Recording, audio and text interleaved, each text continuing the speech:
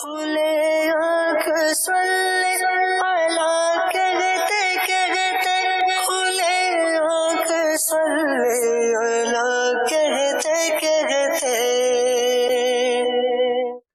الحمد للہ رب العالمین والصلاة والسلام علی خاتم النبیین اما بعد فاعوذ باللہ من الشیطان الرجیم بسم اللہ الرحمن الرحیم. الصلاة والسلام علیکہ یا رسول اللہ وعلی آلکہ واصحابکہ یا حبیب اللہ. الصلاة والسلام علیکہ یا نبی اللہ وعلی آلکہ واصحابکہ یا نور اللہ. مدنی چینل کے ناظرین، آپ دیکھ رہے ہیں پروگرام کھلے آنکھ. صلی اللہ کہتے کہتے اللہ رب العالمین کی بارگاہ میں دعا کرتے ہیں مالک کریم آج کے دن کو ہم سب کے لیے رحمتوں برکتوں والا بنائے.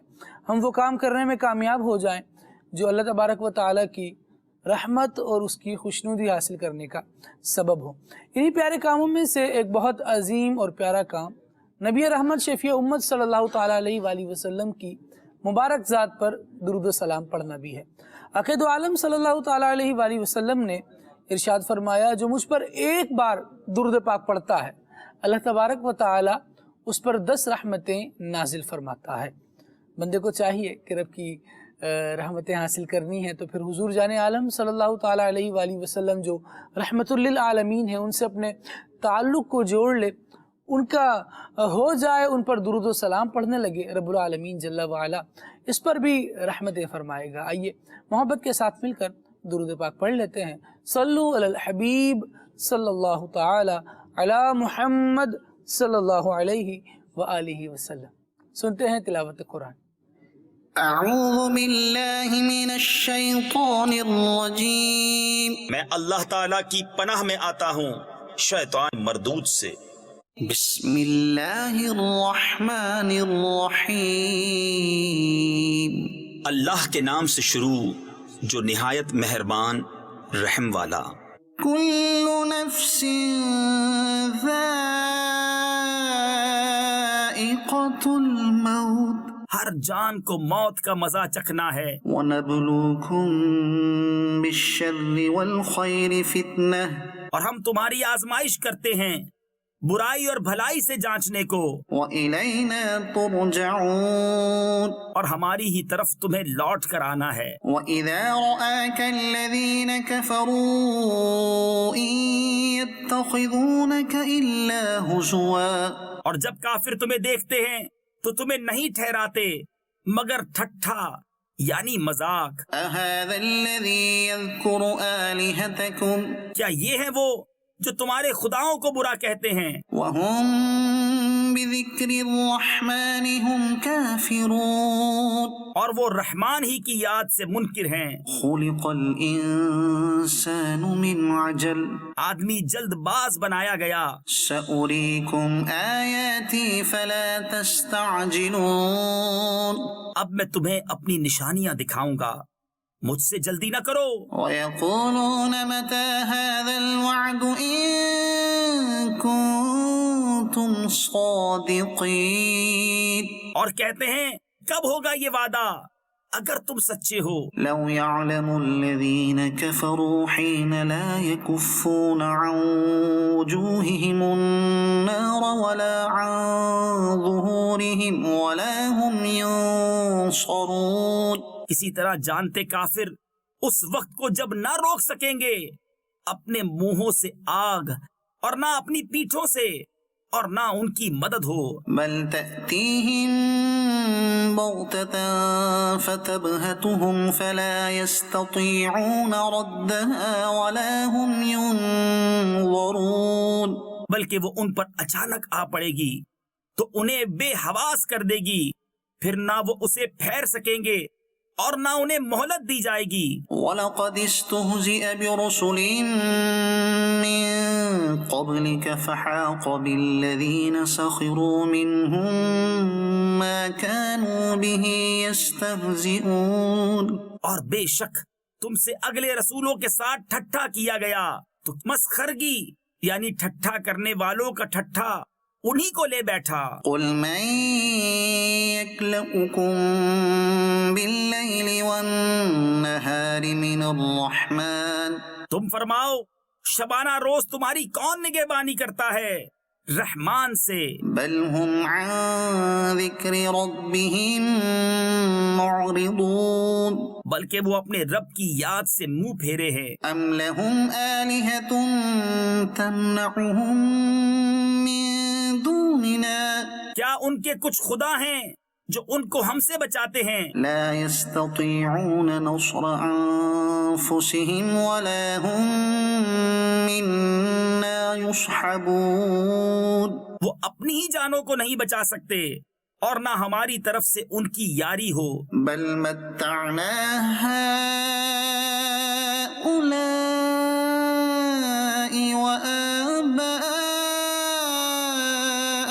حتى طال عليهم العمر بلکہ ہم نے ان کو اور ان کے باپ دادا کو برتاوا دیا یہاں تک کہ زندگی ان پر دراز ہوئی۔ افلا يرون أنا نأتي الأرض ننقصها من أطرافها تو کیا نہیں دیکھتے کہ ہم زمین کو اس کے کناروں سے گھٹاتے آ رہے ہیں؟ أفهم الغالبون تو کیا یہ غالب ہوں گے؟ صدق اللہ العظیم۔ اللہ رب العالمین نور قرآن سے ہم سب کے قلوب اور اذہان کو منور فرمائے اور تلاوت قرآن کی توفیق عطا فرمائے۔ بڑے ہی خوش نصیب ہوتے ہیں وہ عاشقان رسول جن کا وظیفہ، جن کا ورد، جن کا مشغلہ تلاوت قرآن ہوتا ہے۔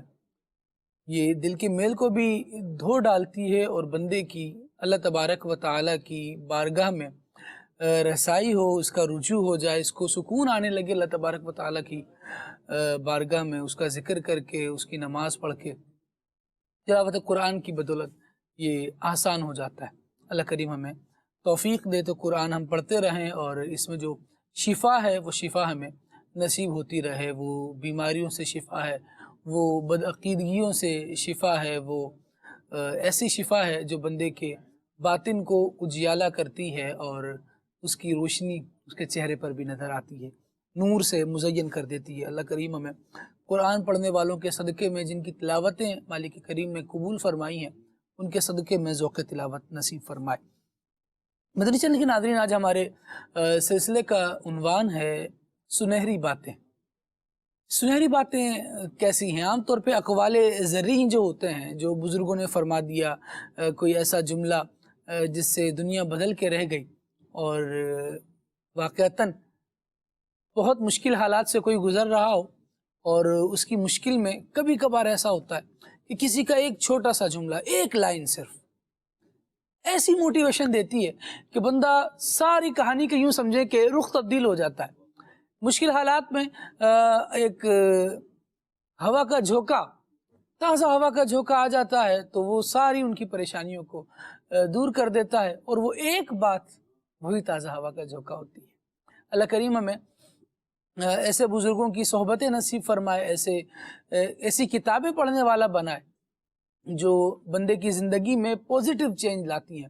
ہم اگر تاریخ کا مطالعہ کریں تو کئی علماء، اکابرین، ایون کہ جو لوگ سلطنت رکھتے رہے، حکومتیں کرتے رہے، ان کی زندگیوں میں بہت اسٹرگل کے ساتھ ساتھ کسی ایک اللہ والے کی، کسی ایک بندے کی ایسی بات ملے گی جو وہ ایک اسٹیج پر پہنچنے کے بعد، ایک مقام پر پہنچنے کے بعد ریئلائز کرتے ہیں کہ اگر میری زندگی سے یہ جملہ مائنس کر دیا جائے تو پھر شاید میں اس مقام کا اہل نہیں ہوں، اگر میری زندگی میں یہ بات نہیں آتی تو نہیں ہوتا۔ کبھی کوئی ساتھ ایسا مل جاتا ہے کہ جو بندے کو موٹیویٹ کرتا ہے، اچھا دوست مل جاتا ہے، تھوڑی عرصے اس کی صحبت رہتی ہے اور وہ صحبت بندہ اٹھاتا ہے اور اس سے فائدہ حاصل کرتا ہے، فائدے کی باتیں سیکھتا ہے۔ نتیجہ یہ ہوتا ہے کہ وہ کچھ ہی لمحات ہوتے ہیں، مہینہ، 2 مہینہ، سال، 2 سال۔ حضرت نعمان بن ثابت امام اعظم ابو حنیفہ رحمۃ اللہ تعالیٰ علیہ کے حوالے سے ملتا ہے کہ یہ فرماتے ہیں کہ اگر میری زندگی میں وہ 2 سال نہیں ہوتے جو علیہ رسول کی صحبت میں نے گزارے تھے تو میں ہلاک ہو جاتا۔ وہ 2 سال کیا تھے؟ وہ وہی تھے جس میں بہت سیکھنے کو ملا، بہت زیادہ یوں سمجھے کہ موٹیویشن ملی، علم دین کی طرف ایک ڈائیورژن ایسا لگا کہ بس یہ ماخذ ہے، یہ منبع ہے، یہ منبع برکات ہے، یہاں سے انوار و تجلیات، علم و فیضان، روحانیت سب جاری ہو رہا ہے، یہاں سے حاصل کر لیا جائے۔ بندے کو موقع ملا، اس نے اویل کیا اور پھر وہ جب اپنی زندگی میں کسی عروج پر پہنچا ہوتا ہے تو وہ ان لمحات کو یاد کرتا ہے کہ یہ جملے تھے جو میری زندگی میں آئے اور زندگی کے رخ کو بدل کے چلے گئے اور ذرہ بے توقیر کو عظیم سلطنت کا بادشاہ بنا دیا. کوئی حدیث میں امام بن گیا, کوئی فقہ میں امام بن گیا. اسی طرح بہت سارے علوم و فنون ہیں جس میں اتھارٹی بندہ بن جاتا ہے اپنے اساتذہ کے ایک جملے کی وجہ سے. حضرت سلیمان جزولی رحمۃ اللہ تعالیٰ علیہ, اللہ تبارک و تعالیٰ کے بڑے برگزیدہ بندے گزرے اور آپ کی ولایت کا شہرہ پہلے ہی تھا, لیکن ایک کتاب ہے جس سے دیکھ کر لوگ درود پاک پڑھتے ہیں, بڑی مقبول کتاب ہے, مقبول بارگاہ کتاب کہا جاتا ہے, دلائل الخیرات, آپ نے اس کا نام سنا ہوگا. شیخ سلیمان جزولی رحمۃ اللہ تعالیٰ علیہ نے یہ کتاب لکھی. اس کا سبب کیا بنا؟ اس کے سبب کو اگر پڑھنے کی کوشش کرتے ہیں, تلاش کرتے ہیں, تو شیخ خود ارشاد فرماتے ہیں کہ میں ایک سفر میں تھا, مجھے وضو کرنا تھا, کنواں تو مجھے مل گیا لیکن ڈول اور رسی نہیں مل رہے تھے. میں سوچ رہا تھا کہ اب پانی کیسے حاصل کروں, نماز کا وقت بھی جا رہا ہے. اتنے میں ایک بچے کی مجھ پر نظر پڑی, اس نے اپنے گھر سے جھانک کر دیکھا تو میں پریشان تھا. تو اس نے پوچھا آپ کون ہیں؟ کہتے ہیں میں نے بتایا میں سلیمان جزولی ہوں. تو وہ کہنے لگی آپ ہیں وہ جس کی ولایت کا بڑا شہرہ ہے, جس کا بڑا چرچا ہے, اور حال دیکھیں کہ پانی بھی نہیں نکال سکتے اگر ڈول اور رسی نہ ہو تو. کہتے ہیں اس کی بات سن کے مجھے دل پر چوٹ لگی کہ معاملہ تو ایسا ہے کہ یہ تو فی الحال محتاجی والا ہی مسئلہ ہو گیا ہے کہ جب تک ڈول اور رسی نہیں ہے تو ہم پانی بھی حاصل نہیں کر سکتے. تو بہرحال وہ بچی آئی اور اس نے کنویں میں صرف تھوکا, اور اس سے ایسا ہوا کہ وہ جو پانی بالکل اس کی تہ میں تھا یا جس تک رسائی ممکن نہیں تھی, اس کے تھوکنے کے بعد وہ پانی ایسا اوپر آیا کہ کنویں کے جو باؤنڈریز تھیں اس سے چھلکنے لگا, باہر گرنے لگا. اس سے مختصر یہ کہ شیخ نے وضو کیا, نماز ادا کی, بچی سے پوچھا بیٹا یہ ملکہ, یہ طاقت, یہ کمال آپ کو کیسے ملا, کیسے کر دیا آپ نے یہ؟ تو وہ کہنے لگی کہ میں حضور جان عالم صلی اللہ تعالیٰ علیہ وآلہ وسلم پر درود پڑھتی ہوں. اس درود پڑھنے کی برکت یہ ہے کہ اللہ کریم جل وعلا نے اس کنویں کو میرے تھوک سے یوں جاری فرما دیا ہے. شیخ فرماتے ہیں کہ اس کا یہ جملہ سن کر مجھے ایسی موٹیویشن ملی, ایسی ہمت ملی کہ میں نے اسی وقت عزم کر لیا کہ اب میں درود پاک کی فضیلت پر مستقل کتاب لکھوں گا. اس کے بعد سلیمان جزولی رحمۃ اللہ تعالیٰ علیہ نے دلائل الخیرات شریف تصنیف فرمائی, اور شرق و غرب, عرب و عجم میں الحمدللہ عز و جل یہ کتاب پڑھی جاتی ہے. اس کے عاملین موجود ہیں جو باقاعدہ دلائل الخیرات شریف کو اپنے ورد میں شامل رکھتے ہیں. اب ایک ایسا یہ عظیم کارنامہ ہوا کہ دیکھیں اس کا شہرہ بھی ہے, شیخ کی پہچان یہ کتاب بنی. اللہ کریم جل وعلا ہمیں بھی حضور جان عالم صلی اللہ تعالیٰ علیہ وسلم سے سچی محبت بھی نصیب فرمائے, اور اس طرح جو بزرگان دین ہمارے لیے کتابیں لکھ گئے, جو اس طرح کی باتیں لکھ گئے, ہمیں سمجھنے کی توفیق دے. مبلغین الحمدللہ ہمارے ساتھ موجود ہیں, میرے دائیں جانب موجود ہیں مولانا بلال اتاری مدنی دامت برکاتہم العالیہ. انشاءاللہ آپ کی گفتگو بھی شامل سلسلہ رہے گی. میرے دل کی جانب ہمارے خرم اتاری مدنی موجود ہیں, ماشاءاللہ آپ سے بھی گفتگو ہوگی. بہت پیارے اور بہت اچھے نعت خوان ہمارے, بہت اچھی آواز کے مالک, عمدہ کلام پڑھتے ہیں ہمارے عدنان شیخ بھائی, ماشاءاللہ. اللہ کریم آپ کو بھی برکتیں عطا فرمائے. انشاءاللہ آپ سے کلام سنتے ہیں اور پھر سلسلے کو آگے بڑھاتے ہیں. صلو الحبیب صلی اللہ تعالی علی محمد صلی اللہ علیہ وسلم. صلو علیہ وآلہ, صلو علیہ وآلہ, صلو علیہ وآلہ, صلو علیہ وآلہ, کئی صلو علیہ وآلہ, صلو علیہ وآلہ. بلغ العلا بکمالہ, کشف الدجی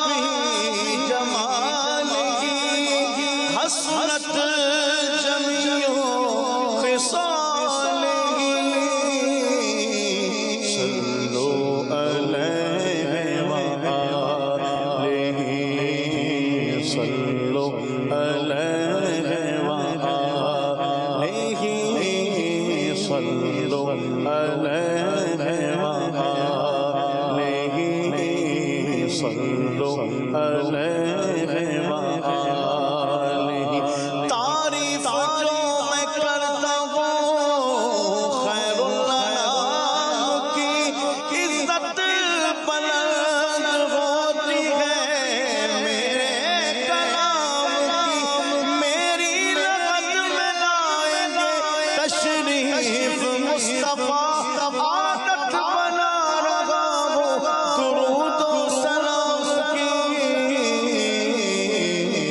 صلو علیہ وآلہ صلو علیہ وآلہ صلو علیہ وآلہ صلی اللہ علیہ وسلم صلو علیہ وآلہ کہیے صلو علیہ وآلہ صلو علیہ وآلہ قطارا نام محمد دل کا اجالا نام محمد پوچھے گا مولا ہے لایا کیا کیا میں یہ کہوں گا نام محمد صلی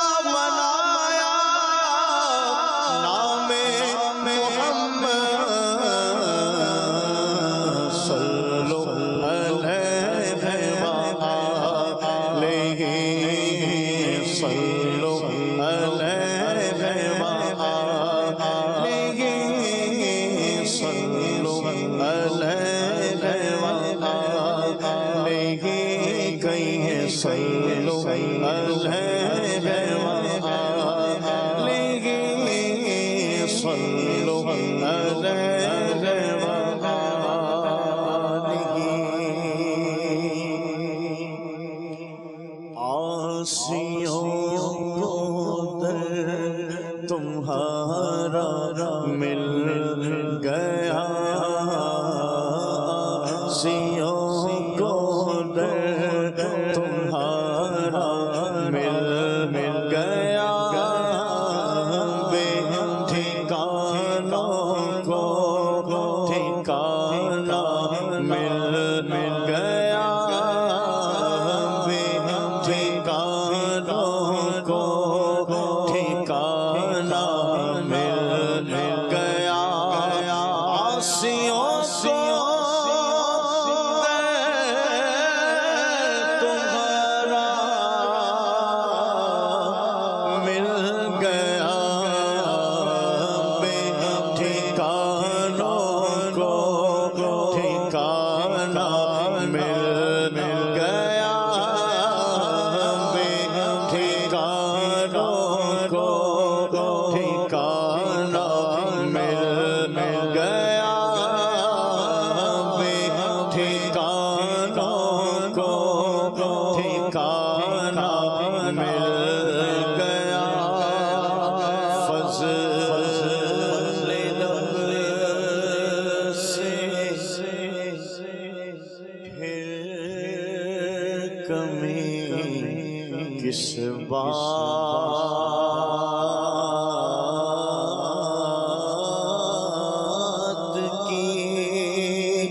فضل رب سے کمی کس بات کے مل گیا سب کچھ جو طیبہ مل گیا سب کچھ جو طیبہ مل گیا سب کچھ جو طیبہ طیبہ مل گیا ناخنائی کے لیے آئے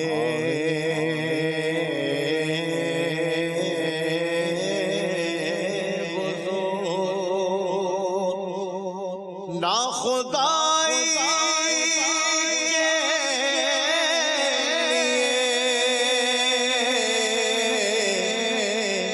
آئے حضور ڈوب تو نکلو سہارا مل گیا ڈوب تو نکلو سہارا مل گیا ڈوب تو نکلو سہارا مل گیا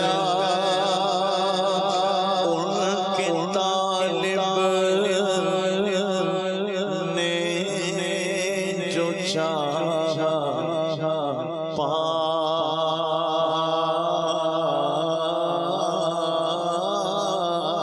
لیا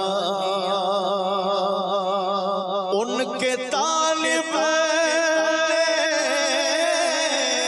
جو چاہا پا لیا ان کے سائل نے جو مانگا مل گیا ان کے سائل نے جو مانگا مل گیا قربان کی بخشش کے مقصد بھی زباں پر آیا نہیں بن مانگ دیا اور اتنا دیا دامن میں ہمارے سمایا نہیں ایمان ملا ان کے صدقے قرآن ملا ان کے صدقے رمضان ملا ان کے صدقے رحمان ملا ان کے صدقے ایمان ملا ان کے صدقے قرآن ملا ان کے صدقے رمضان ملا ان کے صدقے رحمان ملا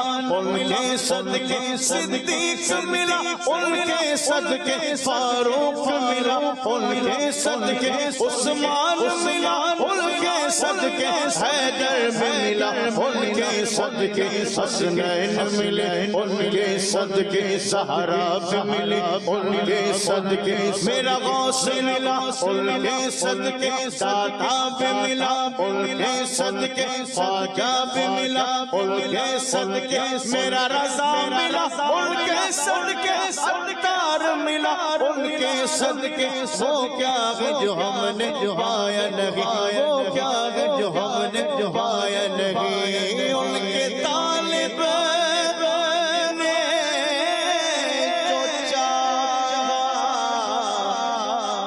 پا لیا ان کے سائل نے جو مانگا مل گیا ان کے سائل نے جو مانگا مل گیا اور تیرے در کے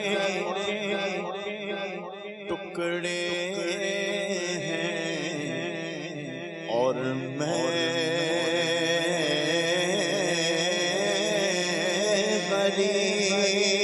غریب تیرے در کے ٹکڑے ہیں اور میں غریب مجھ کو روزی کا ٹھکانہ مل گیا مجھ کو روزی کا ٹھکانہ مل گیا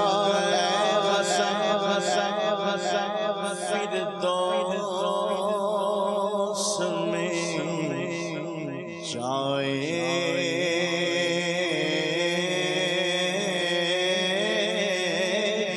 جناب اے غسل فردوس میں جائے جناب کو صحرائے مدینہ مل گیا کو صحرائے مدینہ مل گیا کو صحرائے مدینہ مل گیا آسیوں کو تمہارا مل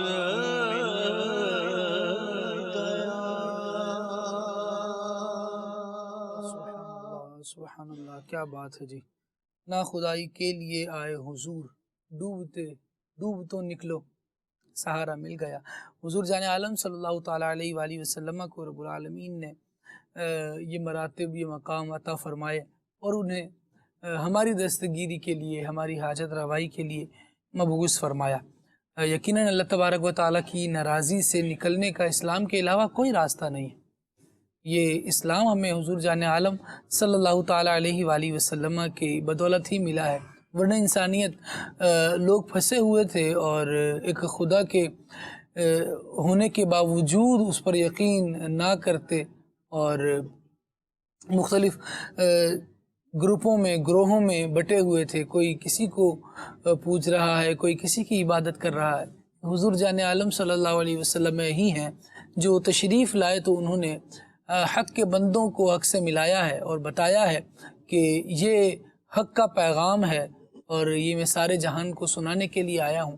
عقائد عالم صلی اللہ تعالیٰ علیہ وسلم نے لوگوں کو اللہ تبارک و تعالیٰ کی بندگی کا طریقہ بتایا، سلیقہ سکھایا، بالآخر رب کے بندوں کو رب سے ملایا اور ان کا ایمان اس پر پختہ کیا کہ تمہارا رب جو ہے وہ وحدہ لا شریک ہے، وہ بے نیاز ہے، نہ وہ کسی کی اولاد ہے، نہ اسے کسی نے جنا، نہ اس نے کسی کو جنا۔ وہ خالق ہے، وہ ہز اونلی کریٹر، وہ پیدا فرمانے والا ہے، وہ مخلوق نہیں ہے، اسے کسی نے پیدا نہیں فرمایا۔ اور جب لوگ اس عقیدے پر آتے ہیں تو وہ اسلام کے دامن سے وابستہ ہو جاتے ہیں، اللہ تبارک و تعالیٰ کو وحدہ لا شریک مانتے ہیں، نبی رحمت صلی اللہ تعالیٰ علیہ وسلم کو اس کا نبی، اس کا رسول، خاتم المرسلین، اللہ کا آخری نبی تسلیم کرتے ہیں، اور جو ان کی لوازمات ہیں ان کو تسلیم کرتے ہوئے اپنی زندگی گزار رہے ہوتے ہیں۔ اور یہی ایک ایسا انسان کی زندگی میں معاملہ ہے کہ جب بندہ اس کو اختیار کرے گا تو ہی اللہ تبارک و تعالیٰ کی دائمی ناراضی سے بچے گا، اور اللہ نے چاہا رحمت فرمائی تو اس کی محبت کے گھر، اس کے انعام کے گھر یعنی جنت میں داخلہ نصیب ہوگا۔ مدنی چینل کے ناظرین، سنہری باتیں ہمارے سلسلے کا ٹاپک ہے۔ گفتگو کو آگے بڑھاتے ہیں اور محبوب کائنات سرور دو عالم صلی اللہ تعالیٰ علیہ وآلہ وسلم کی کچھ مبارک باتوں کا ذکر کرتے ہیں۔ اللہ کریم جل وعلا نے انہیں جو صلاحیتیں، جو مراتب و مقام عطا فرمائے، اس میں سے ایک یہ بھی ہے کہ انہیں تسخیر قلوب بھی عطا فرمائے، ان کو ایسے الفاظ پر ملکہ عطا فرمایا کہ یہ بہت بڑے بڑے مضامین اپنے مختصر الفاظ میں بیان فرما دیتے ہیں۔ انہیں کیا کہا جاتا ہے اور حضور جان عالم صلی اللہ علیہ وسلم کے ایسے کون سے الفاظ ہیں، آئیے اس بارے میں کچھ معلومات حاصل کرتے ہیں، خرم بھائی سے گفتگو کرتے ہیں۔ جی خرم بھائی۔ بسم اللہ الرحمن الرحیم۔ الحمدللہ، اللہ پاک کا کرم ہے کہ آج کا جو ٹاپک ہے اس پر ہم جو گفتگو کر رہے ہیں، یہ ٹاپک جو ہے سنہری باتیں۔ اللہ رب العالمین کا محق کو اس پر گفتگو کی توفیق عطا فرمائے۔ سب سے پہلے نبی کریم علیہ السلام اللہ رب العالمین کی وہ برگزیدہ پیغمبر ہیں کہ آقا کریم علیہ السلام کو اللہ پاک نے کئی شانیں عطا فرمائی ہیں۔ ان شانوں کا ہم احاطہ نہیں کر سکتے، ہم تصور میں نہیں لا سکتے آقا کریم علیہ السلام کی شان کو۔ ان شانوں میں سے ایک شان اللہ پاک نے نبی کریم علیہ السلام کو یہ بھی عطا فرمائی کہ آقا کریم علیہ السلام کو کلام پر ایسا ملکہ عطا فرمایا کہ وہ عرب کے لوگ جن کو اپنی زبان پر اپنے قادر الکلام ہونے پر بڑا ناز ہوا کرتا تھا، بڑے گھمنڈ سے، بڑے فخر سے وہ لوگ اپنی زبان دانی کے حوالے سے کلمات کہا کرتے تھے، باتیں کیا کرتے تھے۔ تو میرے آقا کریم علیہ السلام جب تشریف لائے اور آپ نے جب گفتگو فرمائی تو آپ کے کلمات کے آگے ان کی حالت یہ ہو گئی کہ اعلیٰ حضرت نے فرمایا تیرے آگے یوں ہے دبے لچے فصحا عرب کے بڑے بڑے، کوئی جان منہ میں زبان نہیں بلکہ جسم میں جان نہیں۔ تو حالت ان کی یہ ہو گئی۔ نبی کریم علیہ الصلوۃ والسلام کے کلام کی یہ شان تھی۔ آقا کریم علیہ الصلوۃ والسلام مختصر بات میں ایک معنی کا جہان لوگوں کو دے دیا کرتے تھے۔ نبی کریم علیہ الصلوۃ والسلام کے ایسے کلمات نبی کریم علیہ السلام نے خود بیان فرمایا، اوتیت جوامع الکلم، مجھے جوامع الکلم عطا کیے گئے ہیں۔ جوامع الکلم ایسے کلمات ہیں کہ ہوتا تو ایک جملہ ہے یا دو جملے ہیں، مختصر جملے کے اندر اس کے اندر معنی کا ایک جہان آباد ہوتا ہے، اس کے اندر اس قدر معنی وسعت موجود ہوتی ہے، اس کے اندر اتنی باتیں اس کی شرح میں کہی جا سکتی ہیں کہ بندہ کتابیں بھر دے مگر اس کے جو معنی ہے نا وہ پھر بھی اپنی وسعتوں کو بیان کر رہے ہوں کہ ابھی اور بھی بہت کچھ باقی ہے۔ وہ ایک جملہ ہے اور کئی جہتوں پر پورا اترتا ہے، جہتوں سے گفتگو اس میں کی جا سکتی ہے۔ نبی کریم علیہ الصلوۃ والسلام کے فرامین دیکھ لیں، 1400 سال ہو گئے، علماء ہر دور کے اندر آقا کریم علیہ الصلوۃ والسلام کی شرحیں لکھتے گئے، آقا کریم علیہ السلام کے فرامین پر کتابوں کی کتابیں انہوں نے لکھ دی، لیکن آج بھی آقا کریم علیہ الصلوۃ والسلام کے کلمات کے معنی ہے نا واضح طور پر اعلان کر رہے ہیں کہ ابھی بھی بہت کچھ ہے، معنی کا جہاں ابھی بھی یہاں پر موجے، یہ معنی کا جو سمندر ہے نا ابھی بھی موجے مار رہا ہے۔ تو آج بھی علماء شرحیں لکھ رہے ہیں اور ان معنی کو بیان کر رہے ہیں۔ نبی کریم علیہ الصلوۃ والسلام کے کافی ایسے کلمات ہیں۔ حضرت ابوبکر صدیق رضی اللہ تعالیٰ عنہ نے نبی کریم علیہ الصلوۃ والسلام سے عرض کی، حضور میں نے آپ جیسا فصیح و بلیغ نہیں دیکھا۔ حالانکہ حضرت ابوبکر صدیق رضی اللہ تعالیٰ عنہ وہ شخصیت ہیں جو تجارت کے لیے ایک ملک سے دوسرے ملک سفر کرتے تھے، عرب و عجم میں فرماتے کہ میں نے عرب و عجم میں آپ جیسا فصیح و بلیغ نہیں دیکھا۔ یہ آقا کریم علیہ الصلوۃ والسلام کی شان ہے۔ تو نبی کریم علیہ الصلوۃ والسلام نے دنیاوی لحاظ سے اپنی بارے میں بیان کیا کہ میں کیوں نہ فصیح و بلیغ ہوں، میں تو قریشی ہوں اور بنو سعد میں میری رضاعت ہے، لیکن یہ تو نبی کریم علیہ الصلوۃ والسلام کے دنیا کے اندر ایک سبب بتا دیا کہ میں ایسے لوگوں میں رہا ہوں جو فصیح و بلیغ ہے، لیکن حقیقت یہ ہے کہ آقا کریم علیہ الصلوۃ والسلام کی فصاحت و بلاغت کا جو ملکہ تھا نا وہ ایسا تھا کہ ان قبیلوں کے اندر بھی کوئی فرد نہیں تھا کہ آقا کریم علیہ الصلوۃ والسلام کی فصاحت و بلاغت کو وہ بیان کر سکے۔ ایک شخص نے نبی کریم علیہ الصلوۃ والسلام کی بارگاہ میں آ کر عرض کی کہ حضور مجھے ایسی نصیحت ارشاد فرما دیں، ایسی باتیں بیان کر دیں کہ جس پر میں عمل کر کے ساری زندگی گزار دوں، یعنی ساری زندگی کے لیے عمل مانگ رہے ہیں اور کہتے ہیں کہ مجھے ساری زندگی کے لیے میں اس پر عمل کر دوں، ساری زندگی مجھے کافی رہے، لیکن حضور مختصر ہوں تاکہ میں انہیں یاد رکھ سکوں۔ میرے آقا کریم علیہ الصلوۃ والسلام نے ایسا مختصر کلام ارشاد فرمایا، صرف 2 کلمے کہے، فرمایا غصہ نہ کیا کرو، بس غصہ نہ کیا کرو۔ یہ تھوڑے سے کلمات ہیں اور اس کے اندر علماء کرام نے شرحیں اس کی بیان کی ہیں، اسے یہ اس کے معنی بیان کیا کہ اپنے جو ہے نا بے جا یعنی کہ غصہ نہیں کرنا چاہیے، بے جا غصہ نہ کیا کرو۔ اب اس کے اندر وہ کہتے ہیں کہ میں پھر سوچتا رہا اس بارے میں، غور و فکر کرتا رہا، تو میں نے سوچ کر بالآخر یہ نتیجہ نکالا کہ تمام جتنی بھی برائیاں ہیں ان کی جڑ اس غصے نے تمام برائیوں کو اپنے اندر جمع کیا ہوا ہے۔ تو کہا میں سوچنے کے بعد، حالانکہ وہ بہت زیادہ یہ لوگ قادر الکلام ہوتے ہیں، معنی کی گہرائی تک جانے والے ہوتے تھے، تو وہ کہنے لگے کہ میں سوچ کر اسی نتیجے پر پہنچا کہ یہ اس نے تمام برائیوں کو جمع کیا ہوا ہے۔ اب آپ یہ دیکھیں کتنی برائیاں ہیں، ان کتنی برائیوں کی بنیاد ایک غصہ ہوتا ہے۔ دل میں کینہ ہے، بنیاد کیا ہے؟ غصہ، عدم برداشت۔ دل کے اندر کسی کی نفرت ہے یا کینہ ہے، یا اگر وہی کینہ اور بغض یہ ایسی برائیاں پیدا کرتا ہے جو مزید برائیوں کو جنم دے رہی ہوتی ہیں، اور پھر برائیوں کو جنم دینے کے ساتھ ساتھ اس غصے کو اور اپنی خباثتوں کو اور زیادہ پروان چڑھا رہی ہوتی ہیں۔ تو اب یہ ہے کہ غصہ، محض غصہ، یہ ہر جگہ ایسا نہیں ہے کہ غصہ مطلقاً یعنی کہ وہ برا ہو، بلکہ یہ جو غصہ ہے اس کو جو نافذ کرتے ہیں، اس کا جو نتیجہ ہے غیر شرعی طور پر اس غصے کو جو نکالنا ہے، یہ اصل میں مذموم ہے۔ اور جہاں پر غصہ آنا چاہیے، جہاں شریعت مطہرہ نے رکھا ہے، یہاں وہ مراد نہیں ہے، بلکہ وہ غصہ مراد ہے کہ انسان محض اپنی ذات کی خاطر غصے میں آ کر کسی کو نقصان پہنچائے، کسی کو تکلیف پہنچائے۔ تو اس غصے سے نبی کریم علیہ الصلوۃ والسلام نے منع فرمایا ہے، اور نبی کریم علیہ الصلوۃ والسلام کے فرامین میں ہمیں یہ ملتا ہے نا کہ نبی کریم علیہ السلام نے فرمایا بہادر وہ نہیں ہے کہ جو دوسرے کو یعنی پچھاڑ دے، بلکہ بہادر وہ ہے کہ جو غصے کے وقت اپنے آپ کو قابو میں رکھے، جو اپنے آپ کو کنٹرول میں رکھے۔ بات یہ ہے کہ ہم جب غصے میں آ جاتے ہیں، غصہ بہت زیادہ ہو جاتا ہے، تو اس وقت خود کو کنٹرول کرنا یہ بہت زیادہ مشکل ہوتا ہے. غصہ کیا کرتا ہے؟ ڈیوائڈنگ پیدا کرتا ہے. سب سے پہلی ایک تو سب سے بڑا نقصان یہ ہے کہ انسان اسی غصے میں آ کر جب طلاق دے دیتا ہے تو وہ اپنے خاندان کو بھی توڑتا ہے. جو ایک یعنی سسرالی لحاظ سے جو اپنے خاندان کا جو رشتہ بندھا ہوتا ہے ان کے اندر برائیوں کا بیج بو دیتا ہے, ان کے درمیان ڈیوائڈنگ کر دیتا ہے, وہ بھی ٹوٹ جاتے ہیں. اپنے بچے اس کے رل جاتے ہیں. اسی طریقے سے آپ اکثر لوگوں کو یہی دیکھا گیا کہ کوئی طلاق دینے کے بعد پچھتایا نہ ہو, یہ غصہ ندامت لے کر پچھتا ہی رہے ہوتے ہیں لوگ. اکثر یہی دیکھا جاتا ہے کہ طلاق دے دی, اس وقت تو بہت غصہ تھا, اس غصے نے تو اس وقت تو تھوڑی دیر تک اس کو موٹیویٹ رکھا اپنے حساب سے, لیکن بعد میں کیا ہوتا ہے, بعد میں بندہ جب غصہ اترتا ہے تو پھر سمجھ آتا ہے تو بہت غلط ہو گیا.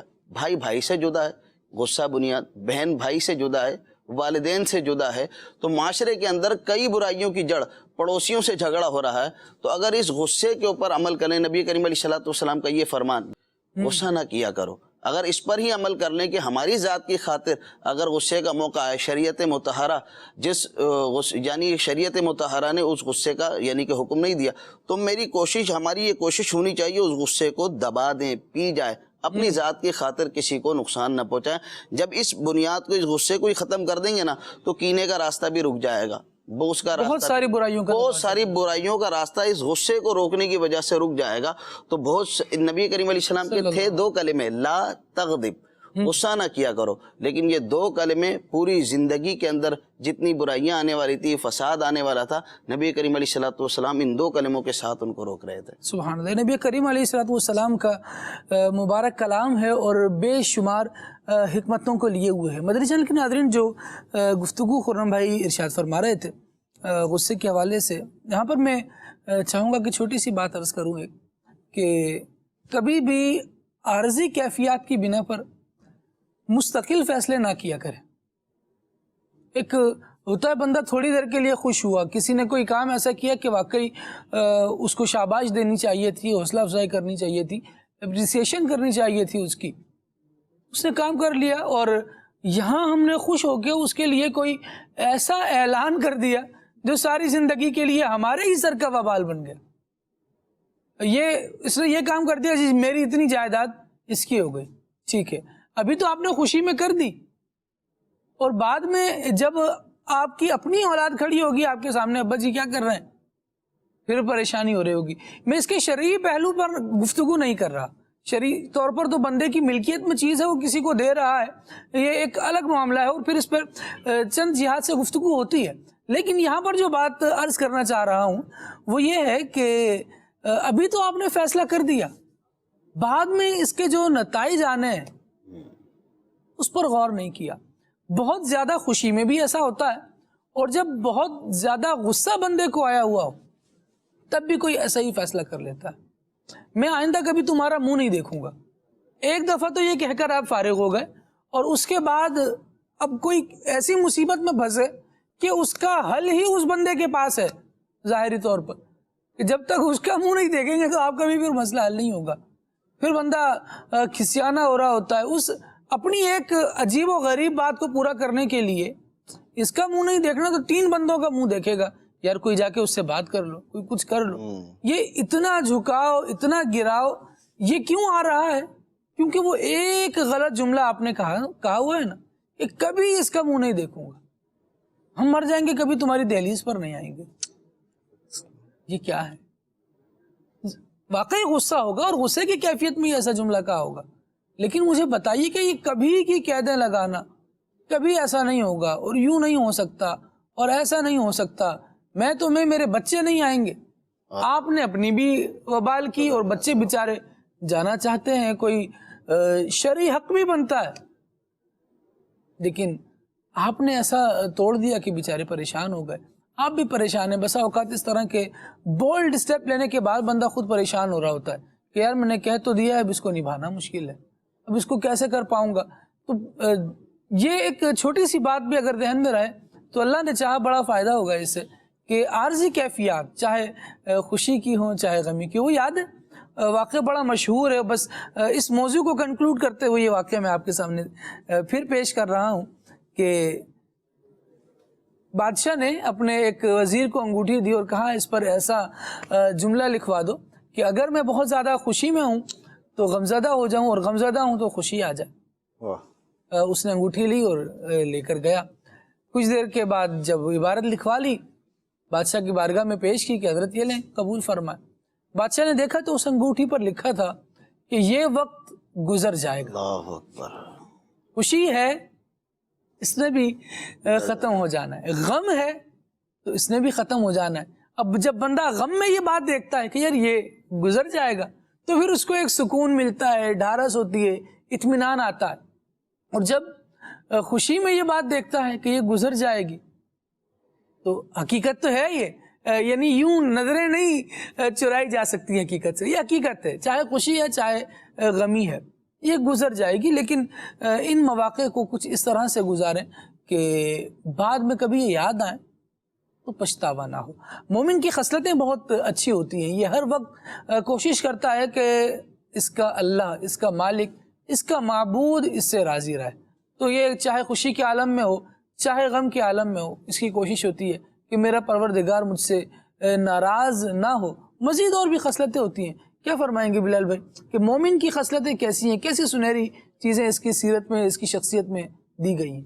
بسم اللہ الرحمن الرحیم۔ الحمدللہ آج کا ہمارا ٹاپک ہے سنہری باتیں۔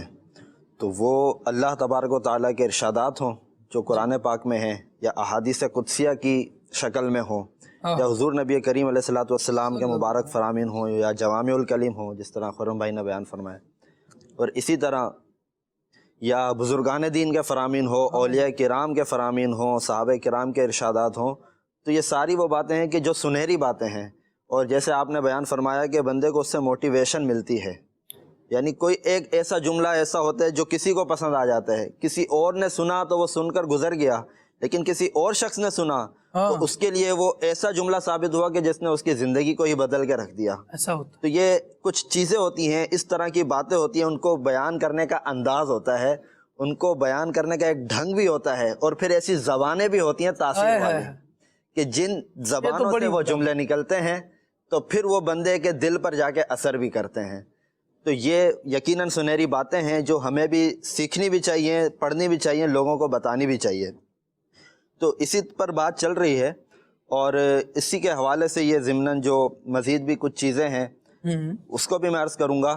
بالکل ارشاد۔ اس سے پہلے میں یہ بھی بتانا چاہ رہا ہوں کہ بعض اوقات ایسا ہوتا ہے کہ مومن بندے کو کوئی فائدہ پہنچتا ہے یا اس کی زندگی بدلتی ہے نا، تو اس کے پیچھے اس کی کوئی اچھی خوبی بھی کار فرما ہوتی ہے، کوئی اس کی ایسی نیکی ہوتی ہے جو اس نے اپنی زندگی میں کسی مقام پر کی ہوتی ہے، کسی موڑ پر کی ہوتی ہے، کہ وہ نیکی اللہ تبارک و تعالیٰ کو اس کی ایسی پسند آ جاتی ہے کہ جس کی وجہ سے اللہ تبارک و تعالیٰ اس کو ہدایت عطا فرما دیتا ہے، واہ جی واہ، اس کو گمراہی سے نکال دیتا ہے، اس کو گناہوں والے راستے سے، برائیوں والے راستے سے نکال کر اچھی راہ پر گامزن کر دیتا ہے۔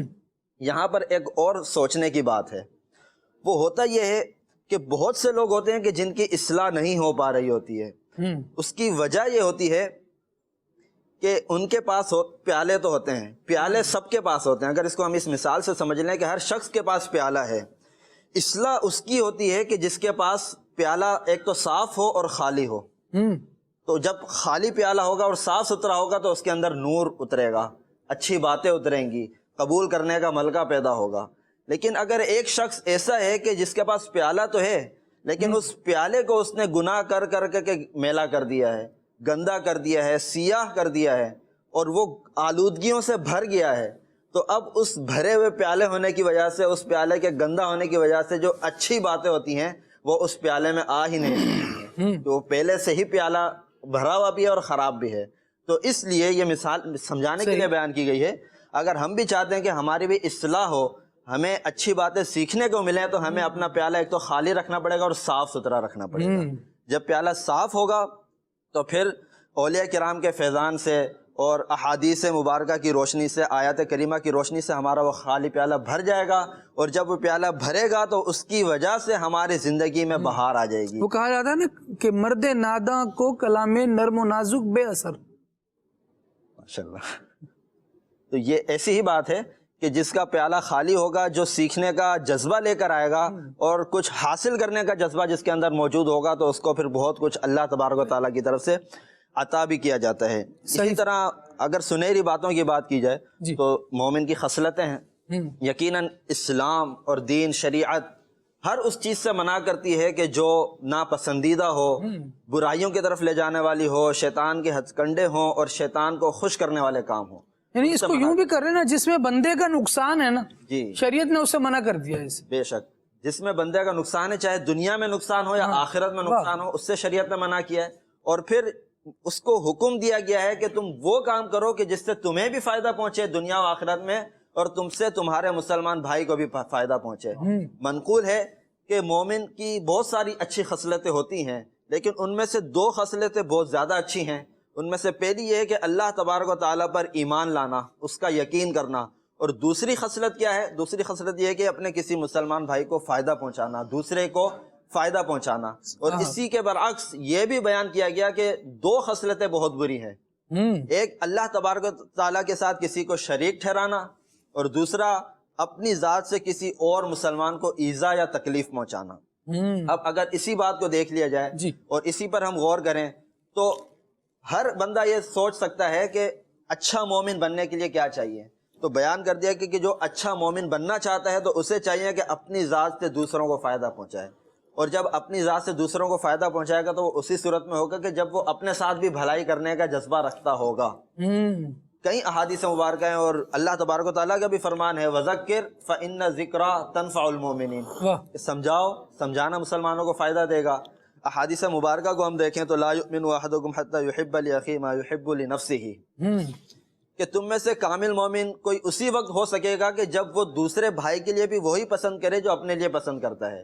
اور فرمایا من استطاع منکم ان ينفع اخاه فلينفعه، کہ تم میں سے جو اس بات کی استطاعت رکھتا ہے کہ وہ اپنے بھائی کو فائدہ پہنچا سکے تو اسے چاہیے کہ وہ ضرور اس کو فائدہ پہنچائے. تو اب اگر انہی سنہری باتوں کو اگر ہم پیش نظر رکھیں اور اپنی ذات پر اس کے بارے میں غور کریں تو ہمیں خود غور کر لینا چاہیے کہ ہم اپنے آپ کو کتنا فائدہ پہنچا رہے ہیں، اپنے آپ کے ساتھ کتنے مخلص ہیں، اور ہم اپنی ذات سے دوسرے مسلمانوں کو کتنا فائدہ پہنچا رہے ہیں.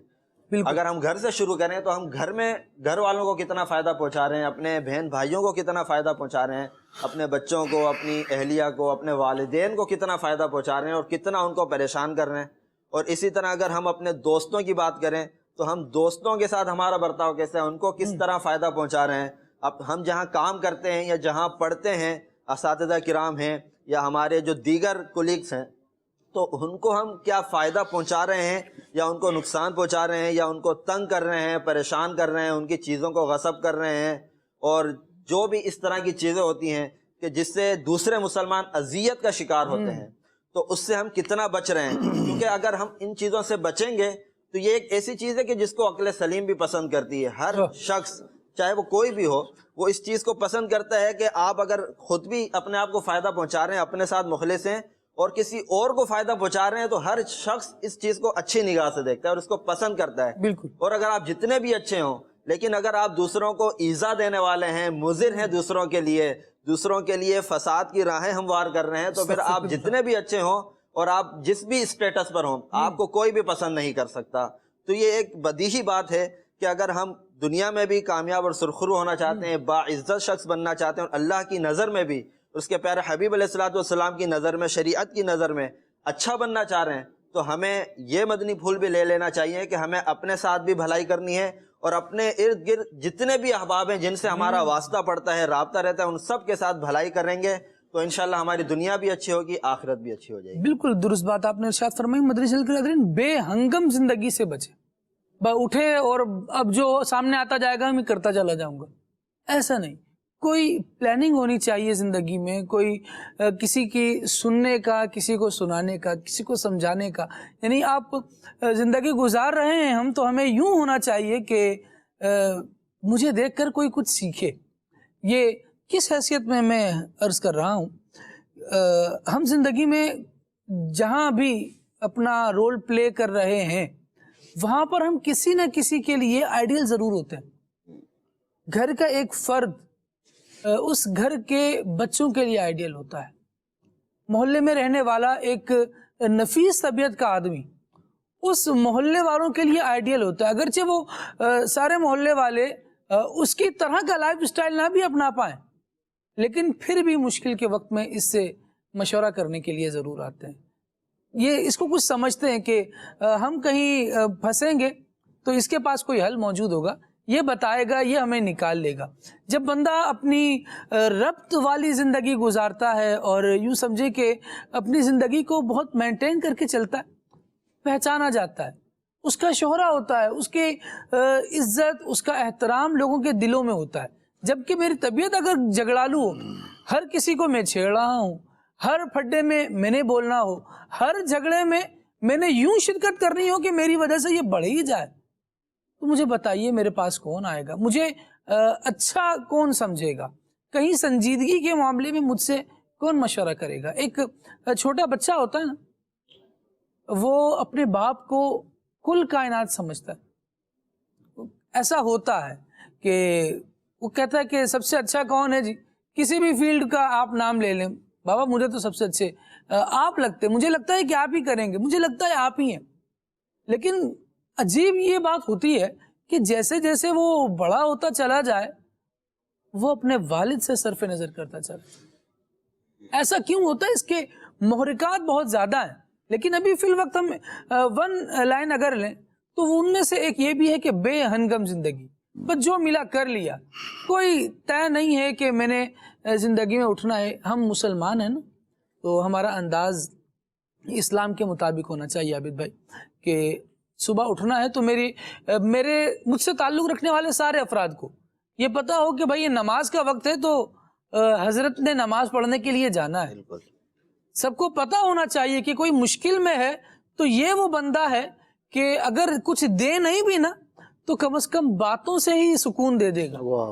لیکن بعض افراد معاشرے میں ایسے ہوتے ہیں کہ ان کی باتیں ہی چنگاری، ان کی باتیں ہی فساد، ان کی باتیں ہی جناب ایسی جنگ عظیم بن رہی ہوتی ہیں کہ وہ اچھے بھلے بندے کو، جو اچھی فریش مارننگ کا جس نے آغاز کیا ہو نا، اس کی باتیں سن کے نا صبح صبح وہ بندہ کہتا ہے یار کیا، کس کی آواز میں نے سن لی، کس کی بات سن لی، اب پتہ نہیں دن کیسا گزرے گا۔ اگر میرا طریقہ کار یہ ہے تو مجھ سے کون محبت کرے گا؟ کیا فرمائیں گے؟ بالکل بڑی پیاری بات فرمائی آپ نے، اور یہ بات بھی ہے کچھ جہاں باتیں بندے کو خوش کر دیتی ہے نا، وہاں کچھ آوازیں بھی خوش کرتی ہیں بندے کو۔ واہ! جیسے صبح صبح جو اس کا پیر و مرشد ہے، کامل پیر ہے، امیر سنت ہے، ان کی بات کو سنتا ہے، ان کی آواز کو سنتا ہے، محبت ہے تو ضرور دل خوش ہوگا۔ اور کسی ایسے نیک بندے کی بات کو سنتا ہے ضرور دل خوش ہوگا۔ اور بیٹھنے اٹھنے کے حوالے سے جو آپ نے بات کی کہ ایسے بندے، آپ نے آواز کی بات کی، ایک جملہ ایڈ کر دوں میں یہاں پر، کہ کبھی آپ نے دیکھا ہو، شاید ہماری عمر کے جو افراد ہیں انہوں نے یعنی جو 30 کراس کر چکے، وہ اگر دیکھیں تو ان کے بچپن میں انہیں ایک ایسی صدا آئے گی کہ صبح صبح کے وقت چاہے اسکول جا رہے ہیں یا ایسے ارلی مارننگ اٹھے ہیں جا رہے ہیں تو گلیوں میں گزرتے ہوئے بھی تلاوت کی آواز آتی ہے۔ وہ آواز بھی نا انسان کی زندگی کو ایسا مطلب فرحت بخش ہوتی تھی۔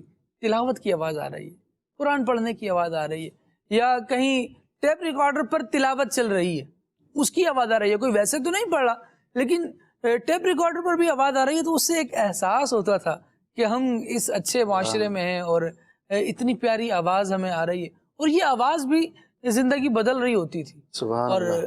اب تو خیر کیا کہیے، اللہ کریم ہمیں توفیق دے، تو پھر اللہ کرے کہ ایسا دور دورہ ہو جب تلاوتوں کی پھر آوازیں آنا شروع ہوں۔ آمین۔ بالکل، تلاوت یہ دل کو خوش کر دینے والی ہے اور ایمان کا جو درخت ہے اس کو ہرا بھرا کرنے والی ہے۔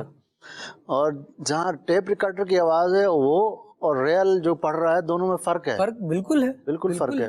اور صبح صبح ہم جب جاتے تھے، چھوٹے تھے، اسکول جاتے تھے، تو یہ پرندوں کی آوازیں بھی خوش کرتی ہیں۔ اور پرندوں کی آوازیں کیوں خوش کرتی ہیں؟ یہ اللہ کا ذکر کرتے ہیں، اور جو اللہ کا ذکر کرتا ہے اس کے پاس بیٹھنا، اس کو سننا، قرآن اللہ کا ذکر ہے، اس کا سننا بھی دل کو خوش کرتا ہے۔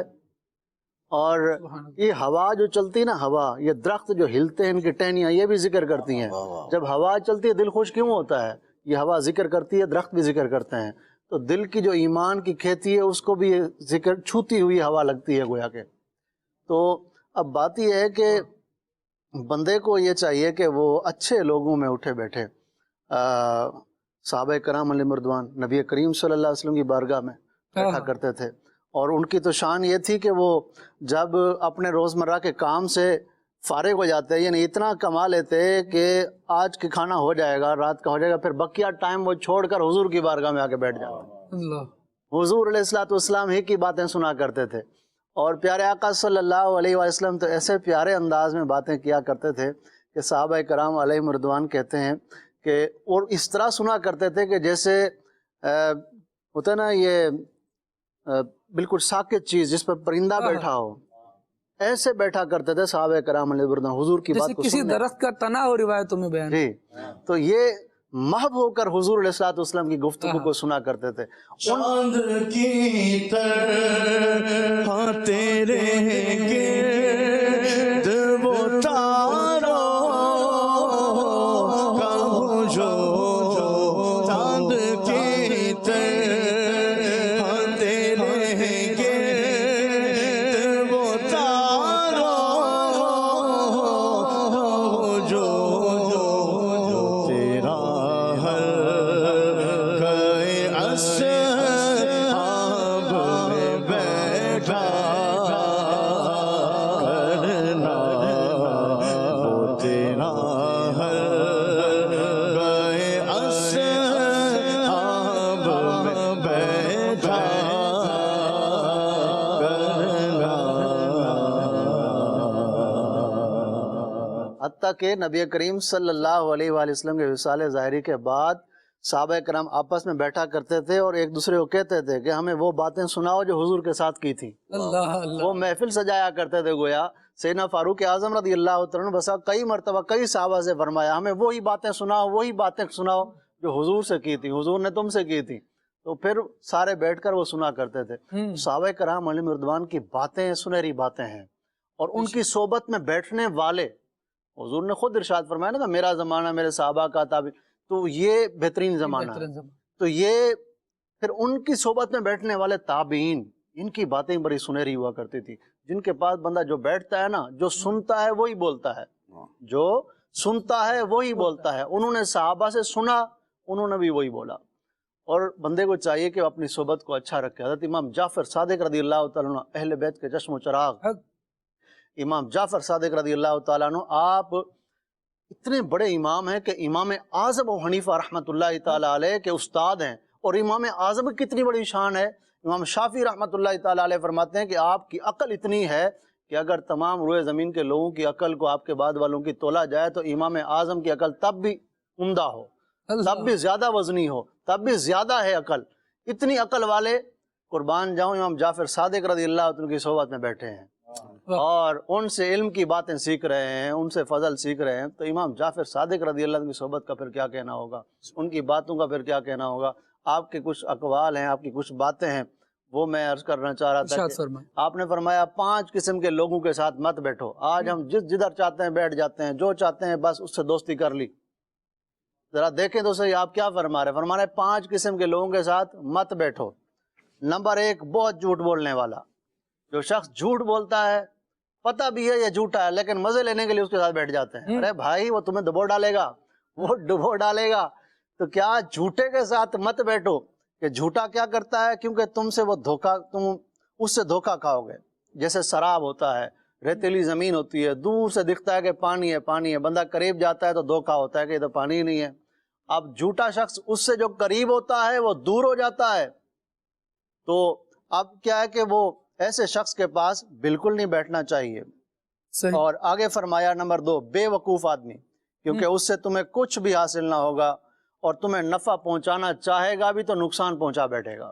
بے وقوف آدمی، اس کے پاس مت بیٹھو۔ نمبر 1 جھوٹا، نمبر 2 بے وقوف، اور نمبر 3 کون سا ہے؟ کنجوس شخص۔ اچھا پتہ بھی ہے یار یہ کنجوس ہے، یہ خرچ نہیں کرتا، اس کو بارہا ترغیب بھی دی ہے، یا ایسے لوگوں کے ساتھ بیٹھا ہے، زندگی بھر گزاری اس نے ایسی ہے۔ اچھا بعض ایسے ہوتے ہیں وہ غیبتیں بھی کر رہے تھے، بھائی یہ کنجوس ہے، ایسا نہیں کہنا چاہیے۔ تیسرے کے بارے میں پیٹھ پیچھے یہ نہیں کہنا چاہیے کنجوس ہے۔ تو اب بندے کو چاہیے کہ اگر کسی میں کوئی ایسی بات ہے بھی تو اپنے اندر غور کرے، کیا یہ میرے اندر تو نہیں ہے۔ اچھا تھوڑا سا اگر عابد بھائی یہاں رکے، اور مدنی چینل کے ناظرین میں آپ کی تھوڑی سی اٹینشن مزید چاہوں گا یہاں پر۔ کبھی ایسا تذکرہ آتا ہے نا، یار اس کے پاس نہیں بیٹھو، اس کے پاس نہیں بیٹھو، اس کے پاس نہیں بیٹھو، تو 2-4 بندے جو بیٹھ کر سن رہے ہوتے ہیں نا، وہ ایک دوسرے کو کونی مار رہے ہوتے ہیں، یہ دیکھو وہ ہے نا کنجوس، اس کے بارے میں ہی ہو رہی ہے بات اس کے بارے میں آج تذکرہ ہے. اور کون ہے؟ اچھا اس کے پاس نہیں بیٹھو، وہ ہے جھوٹ بولنے والا.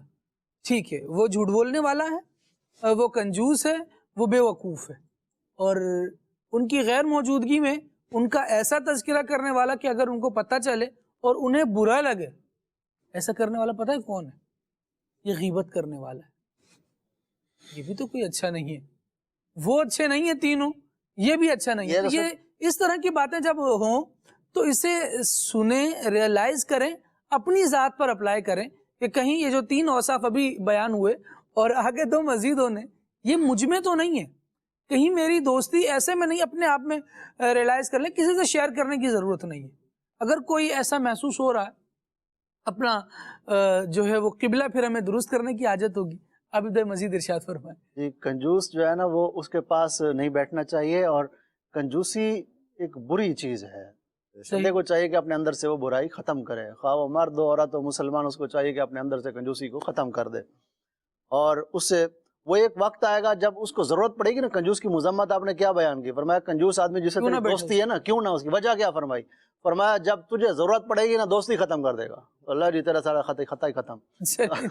اب جب ضرورت پڑی ہے تو ختم کر دی. تو یہ کنجوس کے ساتھ دوستی کا وبال ہے. اور آگے فرمایا نمبر 4، بزدل آدمی. جو بزدل ہے، ڈرپوک ہے، ایسا آدمی کیونکہ یہ مشکل وقت میں تمہیں چھوڑ کر بھاگ جائے گا. اب بزدل آدمی کے ساتھ بھی بندے کو نہیں رہنا چاہیے، اس کے ساتھ دوستی نہیں رکھنی چاہیے. بہادر آدمی، بہادری کی صفت ہے. اور بزدل، بہادر آدمی وہ ہے جو اللہ کا خوف دل میں رکھے، وہ سب سے بڑا بہادر ہے. جو غصے پر کنٹرول کرے وہ بہادر ہے. اس کو بہادر نہیں کہتے جو کسی پر ظلم کر دے، کسی کو مار دے، کسی کو جناب، یہ بہادر نہیں ہے. حدیث پاک میں سب سے بڑا بہادر وہ ہے، حدیث پاک کا مفہوم ہے کہ جس کو غصہ آیا اور اس نے غصہ نافذ نہ کیا، غصے کو پی گیا، ناجائز غصہ وہ جو اس کو آیا تھا اس نے نافذ نہ کیا، وہ بہادر آدمی ہے. کہ جو نافذ کر سکتا تھا، طاقت تھی اس کے اوپر، لیکن پھر بھی وہ باز رہا، وہ بہادر ہے. کہ جو سامنے والے کو پٹخ دے وہ بہادر نہیں ہے کہ اس کو زمین پر گرا دے. ابھی آگے فرمایا نمبر 5، فاسق، کیونکہ وہ تمہیں ایک لقمے یا اس سے بھی کم قیمت میں بیچ دے گا.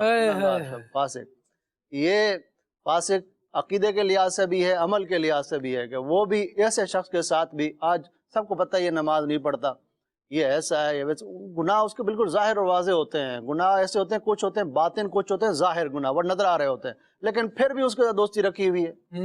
تو ایسے شخص کے ساتھ دوستی نہ رکھیں. یہ 5 لوگ ہیں جن کے ساتھ دوستی رکھنے سے آپ نے منع فرمایا. مزید امام انشاءاللہ آگے چلتے ہیں تو پھر مزید آپ کے مزید فرامین بھی ہیں، تو انشاءاللہ رضی وہ پھر سنتے ہیں انشاءاللہ. مدنی چینل کے ناظرین، جو بزرگوں کی باتیں ہوتی ہیں نا، یہ یوں سمجھے کہ بہت ساری کتابوں کا نچوڑ ہوتی ہے.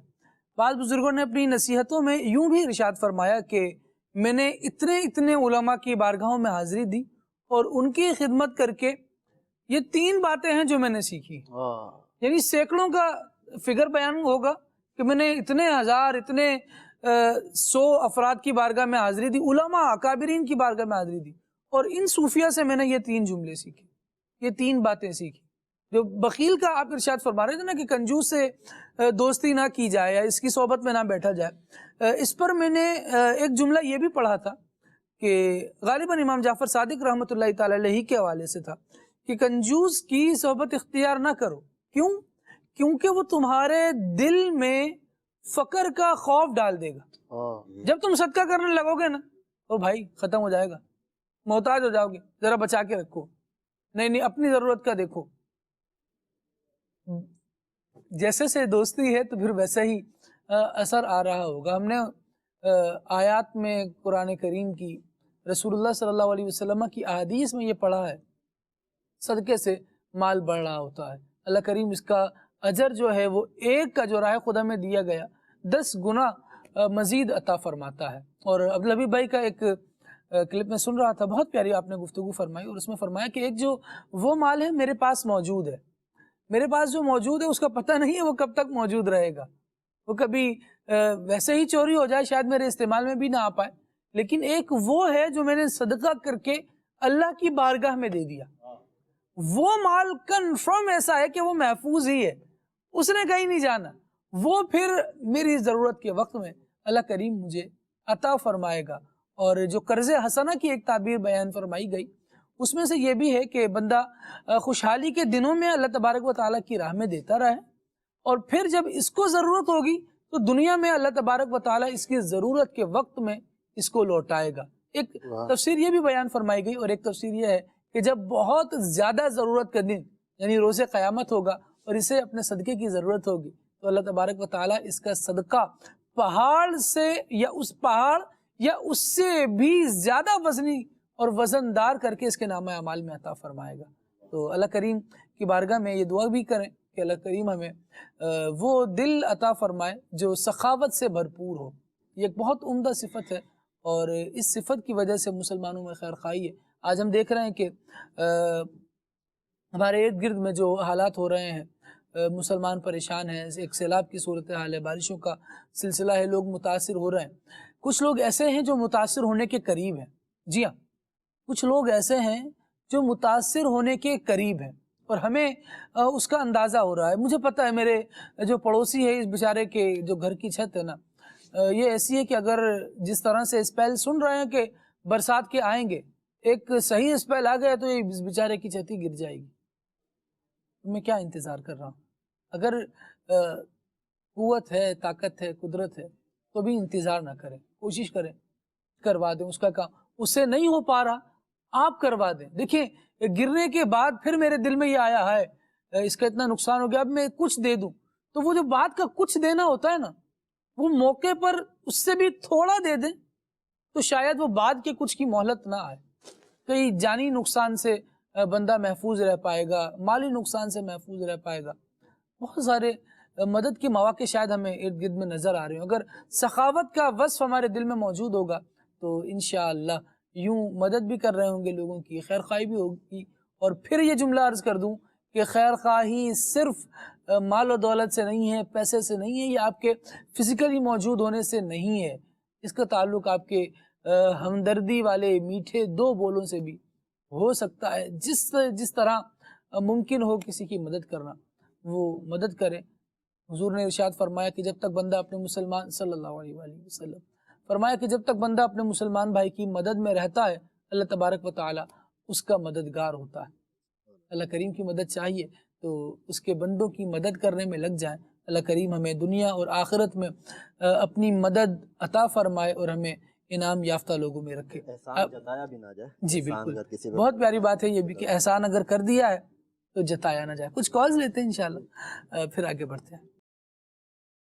ہم اپنی گفتگو میں جس طبیعت سے بات کریں تو کیا آیا اگلے کے معیار کے مطابق بات کرنی چاہیے، ماحول کے مطابق بات کرنی چاہیے، یا وہی بات کرنی چاہیے جو حق ہو؟ اس پر مدنی پھول عطا فرما دیجیے۔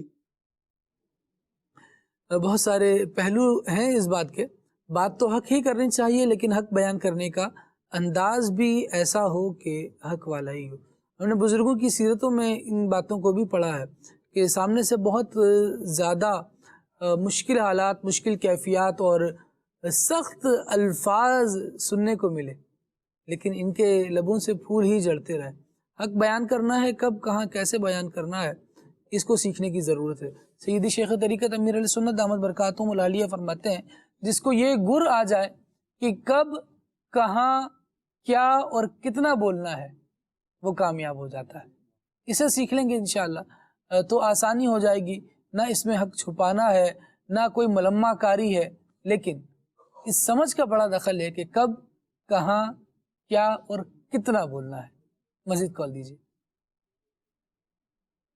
حضرت صاحب آپ کا انداز بہت ہی پیارا ہے، میں آپ تمام حضرات کو سلام پیش کرنا چاہتا ہوں اور یہ کلام کی فرمائش کو چاہے تو مطلب میں آپ کو یہ کلام سنانا چاہتا ہوں، یہ مجھے کلام سنا دیا جائے کہ زمین میلی نہیں ہوتی، زمن میرا نہیں ہوتا۔ ماشاءاللہ، محمد کے غلاموں کا کفن میلا نہیں ہوتا۔ بہت پیارے کلام کی فرمائش اچھے انداز سے آپ نے کی، اللہ کریم آپ کو برکت دے اور حوصلہ افزائی کا بہت شکریہ۔ مزید کال دیجیے۔ عبدل قدوس الحسن خان گسراجہ سے عرض کر رہا ہوں. ماشاءاللہ آپ کا پروگرام کھلے آنکھ صلی اللہ کہتے کہتے بہت ہی پیارا ہے. اللہ پاک مزید برکتیں عطا فرمائے. میری ندخوان بھائی سے یہ عرض ہے کہ آپ ہمیں یہ والا کلام سنا دیں. کچھ ایسا کر دے میرے کردگار آنکھوں میں کہ ہمیشہ نقش رہے روئے یار آنکھوں میں. جزاک اللہ الخیر. ماشاءاللہ ماشاءاللہ. عدنان بھائی آپ کی کال سن بھی رہے ہیں اور موبائل آپ کے ہاتھ میں ہے, فرمائشیں نوٹ بھی ہو رہی ہیں. ہم یہ بات اس لیے کہتے ہیں کیونکہ ہمیں اندازہ ہوتا ہے کہ اس وقت کیا ہو رہا ہے. بہرحال آپ کی فرمائشیں یہ سن رہے ہیں, انشاءاللہ شامل بھی کی جائیں گی. مزید کال دیجیے. محمد عاقب رضا تاریخ قصور سے. ماشاء اللہ کھلے آنکھ صلی اللہ کہتے کہتے سلسلہ بہت ہی پیارا ہے, اور میری عرض ہے کہ یہ والا کلام سنا دیجیے. اور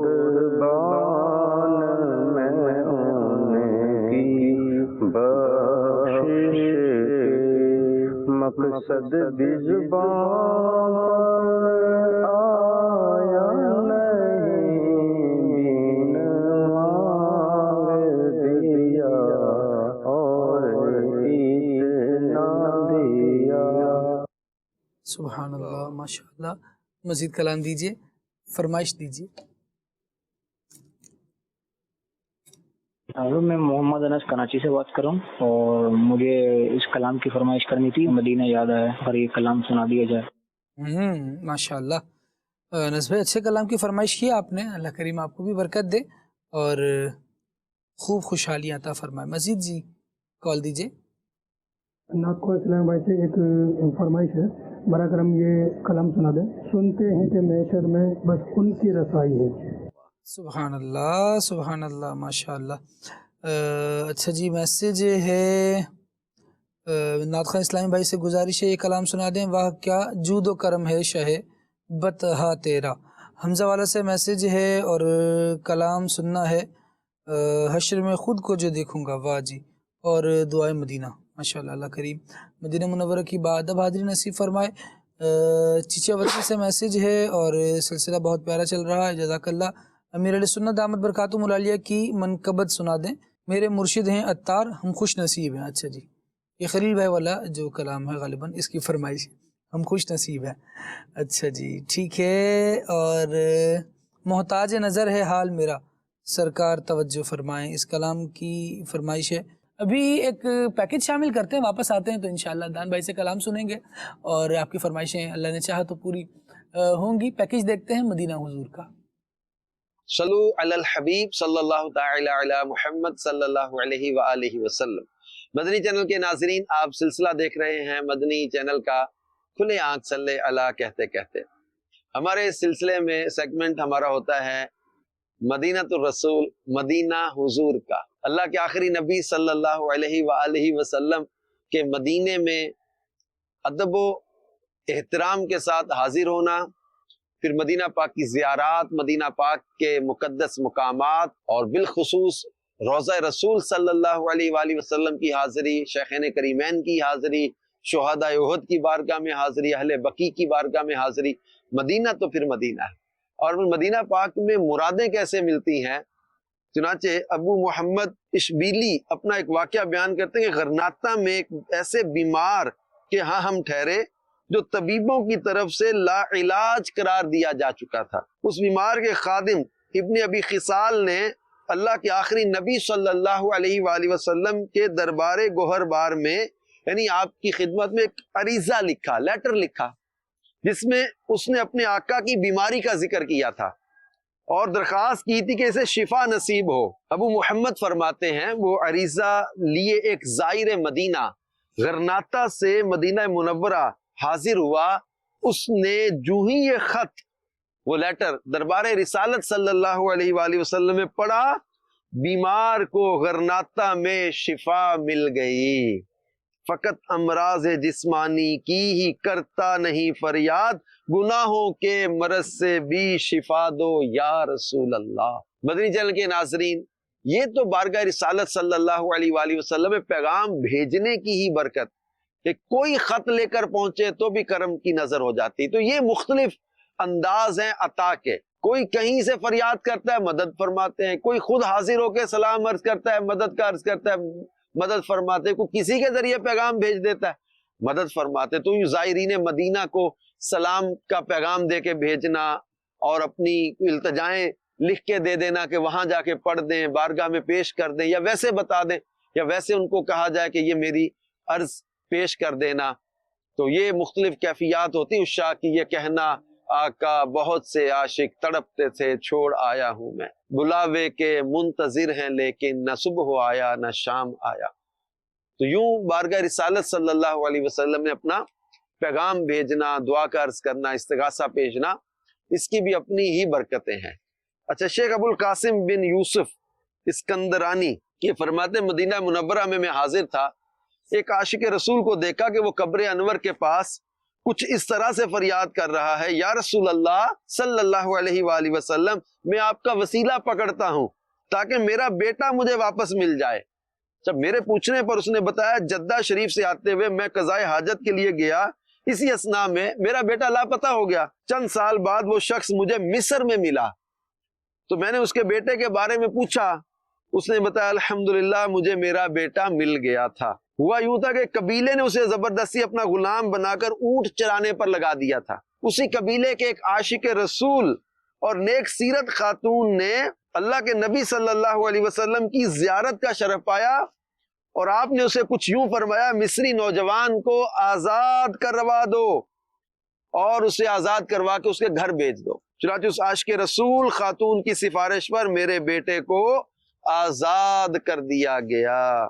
واللہ وہ سن لیں گے، فریاد کو پہنچیں گے، اتنا بھی تو ہو کوئی جو آہ کرے دل سے.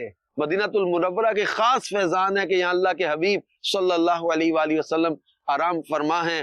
حضرت ابو عبداللہ محمد بن سالم سجل ماسی یہ فرماتے میں اللہ کے نبی صلی اللہ علیہ وسلم کے روضہ انور کی زیارت کی نیت سے پیدل چلنے والے قافلہ مدینہ کا مسافر بن گیا. دوران سفر جب کبھی کمزوری محسوس ہوتی تو عرض کرتا، انا فی ضیافتک یا رسول اللہ، یہ اللہ کے رسول میں آپ کی ضیافت یعنی مہمانی میں ہوں. تو وہ ناتوانی یعنی کمزوری فوراً دور ہو جاتی.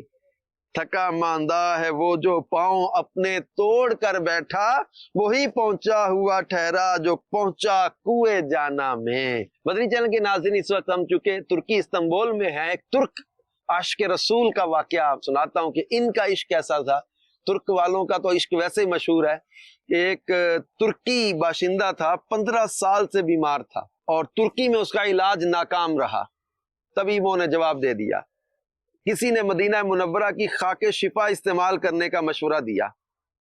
اب وہ ترک باشندہ تھا، وہ ٹرکش جو تھا، یہ سفر کر کے مدینہ المنورہ پہنچا اور وہاں جا کے جو ہے وہ جو مریض 15 سال میں ٹھیک نہ ہوا تھا اس نے خاک شفا سے جو ہے وہ برکتیں لی مدینہ پاک میں، اور وہ 1 سال میں اس کا مرض کا 2 حصہ ختم ہو گیا.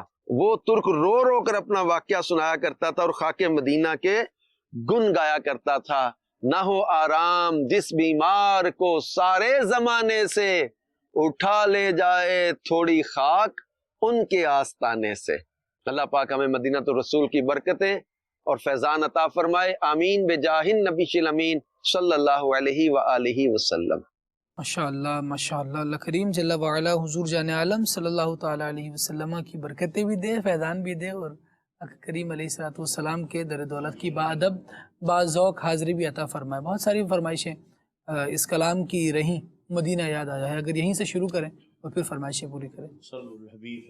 صلی اللہ علیہ محمد صلی اللہ علیہ وسلم. مدینہ یاد آیا آیا مدینہ یاد آیا آیا مدینہ یاد آیا ہے.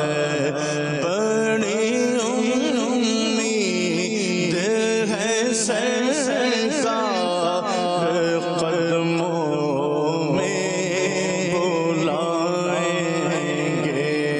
بڑی امید ہے سرکار قدموں میں بلائیں گے.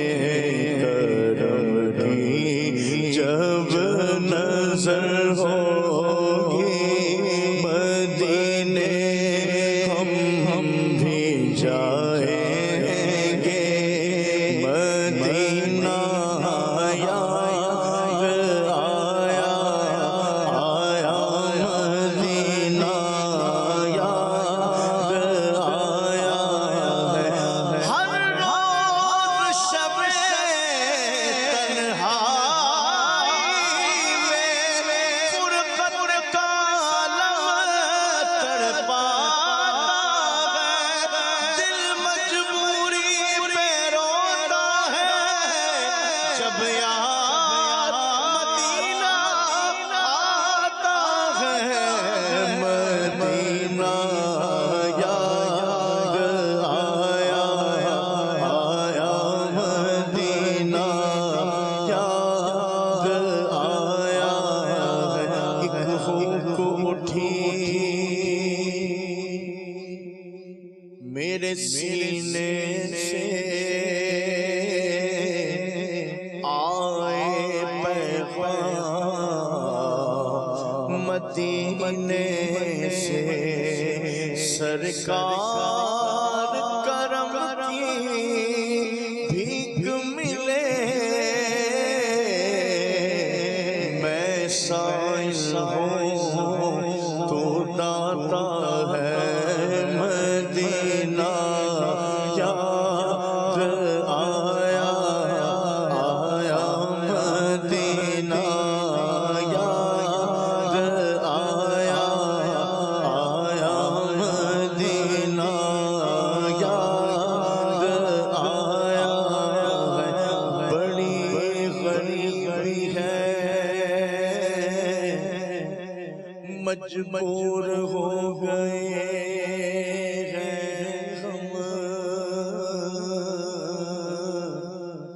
تمہارے آستانے سے بہت دور ہو گئے ہیں ہم جو حکم ہو تو مدینے گھومنے آئے دیار پاک کی دیوار چومنے آئے اگر حضور کے روضے کے دید ہو جائے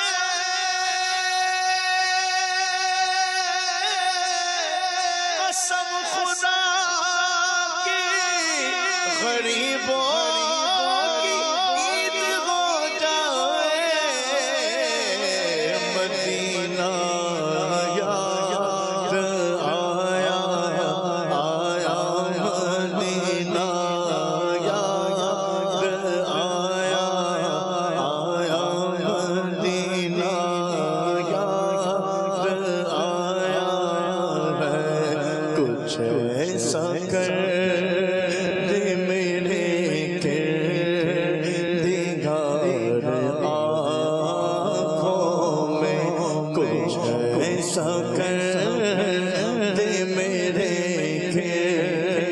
کردگار آنکھوں میں ہمیشہ نقش رہے روئے یار آنکھوں میں کچھ ایسا کر دے میرے کردگار آنکھوں میں کچھ ایسا کر دے میرے کردگار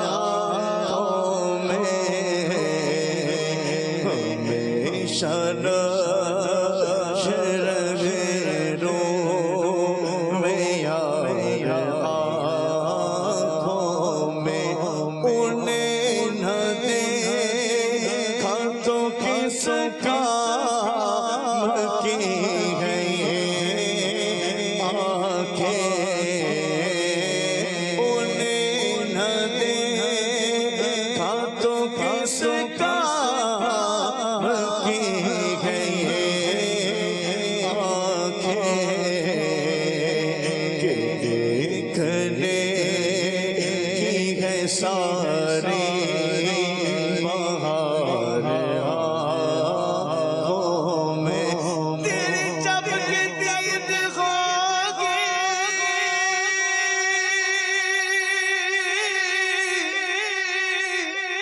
जब मेरी ईद होगी मेरे ख्वाब में तुम्हारा मदनी मदीने वाले उन्हें दे हाथों की सुखार की है ये आँखें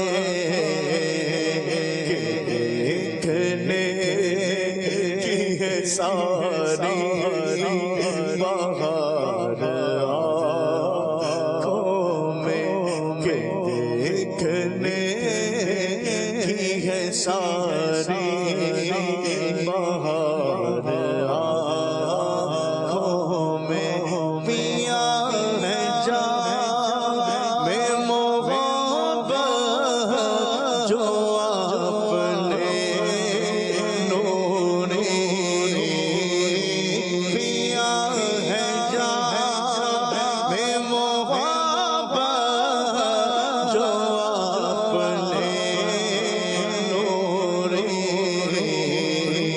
हमेशा इस का रहेगा हमारे आँखों में हमेशा इस का रहेगा हमारे आँखों में हमेशा इस का रहेगा हमारे आँखों में जब भी मैली नहीं होती दगन मैला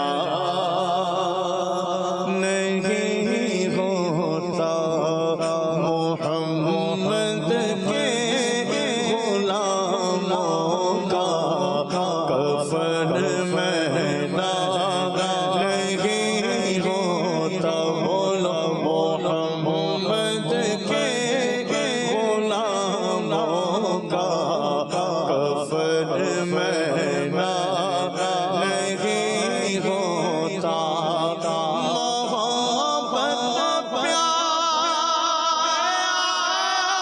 प्यार से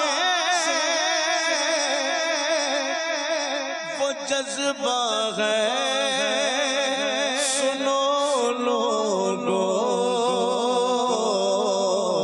लोगों ये जिस्म में समा जाए ये जिस्म में समा जाए वो मन मैला नहीं होता बोलो मोहम्मद के गुलामों का कफन मैला नहीं होता और तिजोरी में जो रखा हो तो गर्द आही जाती है पर बटे जो नाम पर उनके वो धन मैला नहीं होता बटे जो नाम पर उनके वो धन मैला नहीं होता और मैं नाज़ा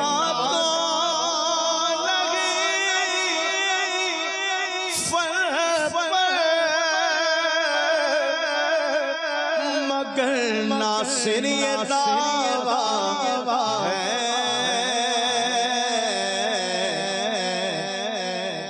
सनाए मुस्तफा करने सिफर मैला नहीं होता सलाह है मुस्तफा करने सिफर मैला नहीं होता बोलो मोहम्मद के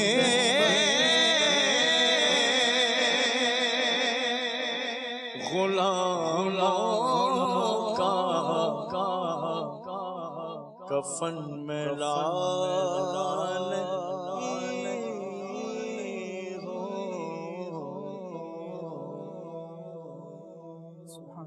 सुभान अल्लाह। मदनी चैनल के नाज़रीन, अल्हम्दुलिल्लाह बहुत प्यारे कलामों का सिलसिला रहा। कुछ फरमाइशें भी आपकी पूरी की गई। अल्लाह करीम जल्ला वाला हम सबको नबी रहमत शफ़ी उम्मत सल्लल्लाहु ताला अलैहि वसल्लम की मिदहत करते रहने की तौफ़ीक़ अता फ़रमाए। खुर्रम भाई की तरफ मैं आना चाहूँगा और चाहूँगा कि खुर्रम भाई इस पर अगर कुछ मदनी फूल इरशाद फरमाएँ कि सुनहरी बातों के उन्वान पर हम देख रहे हैं कि मार्केट में बहुत सारी किताबें अवेलेबल हुआ करती हैं, बातों के नाम पर भी, और सोशल मीडिया पर पोस्टें वगैरह देखें तो वो भी होती हैं, और उसमें कोई ख़ास ऐसा ख्याल भी नहीं रखा जाता कि क्या बात किसकी है, चाहे वो किसी मुसलमान की है, गैर मुस्लिम की है, सही गलत, सिर्फ मेरी वक्ती कैफियत को वो पूरा कर रही हो। अगर मेरी आपसे कोई टसल है तो मैं आपको कोई जुमला कहना चाहता हूँ, कोई ऐसा टारगेट आपको करना चाहता हूँ कि आपको पता चले कि आप तिलमिला जाएं उस बात से, लेकिन मैं बिल्कुल साफ शफाफ भी रहूं और बेगुबार भी रहूं। तो मैं क्या करता हूं कि कोई लाइन लिखकर किसी की भी जानिब से और नीचे कोई मोहतरम नाम लिख दिया, किसी फिलोसोफर का नाम लिख दिया, टारगेट आपको कर दिया, दिमाग की अपनी बात लगा दी, और ये अंदाज आजकल चलाया जा रहा है। क्या कहते हैं इस बारे में कि ये मुआशरे के लिए कैसा है? बिल्कुल, ये एक अलमिया है हमारे इस मुआशरे का कि हमारे यहाँ अल्लाह रब्बुल आलमीन का ये लोग खौफ ही नहीं रखते। ये दयानत है कि आप अगर किसी का कौल जिक्र कर रहे हो तो दयानतदारी से जिक्र करना उसका कौल, और फिर उसके अंदर भी बेहतर ये है कि हवाला भी दिया जाए ताकि सुनने वाले को, पढ़ने वाले को एतमाद हो और उस पर उसके सच्चे होने का उसको यकीन हासिल हो। तो अब ये है कि लोग लिख तो देते हैं, वो समझ रहे कोई नहीं देख रहा, कोई नहीं देख रहा, कोई पकड़ेगा ही नहीं। इसी तरीके से बहुत सारे लोग या न सिर्फ पोस्टें इस तरह की बना देते हैं, बल्कि गुफ्तगू के अंदर भी ये बुजुर्गों से मंसूब या बसा औकात तो इतने जरिए होते हैं कि नबी करीम अलैहिस्सलाम से मंसूब कर देते हैं, अल्लाह रब्बुल आलमीन की तरफ मंसूब करते हैं कि अल्लाह ने तो यूँ फरमाया है मादअल्लाह, या नबी करीम अलैहिस्सलाम ने तो यूँ फरमाया। हालांकि वो ना अल्लाह रब्बुल आलमीन के फरामीन में होती है वो बात, ना वो हमें हदीस में वो मिलती है, और बात इस तरह से मंसूब कर देते हैं कि जैसे खुद बड़े पढ़ कर आए हों और पढ़कर ही बोल रहे हों, और वो ऐसी नहीं होती है। खौफ खुदा की कमी के बायस ऐसा होता है, बंदे को चाहिए कि क़यामत के दिन अल्लाह रब्बुल आलमीन की बारगाह में जवाब देना है, और जो बात मैं किसी की तरफ मंसूब कर रहा हूँ इसका जो वबाल है ये मुझे सहना पड़ेगा, आसान नहीं है।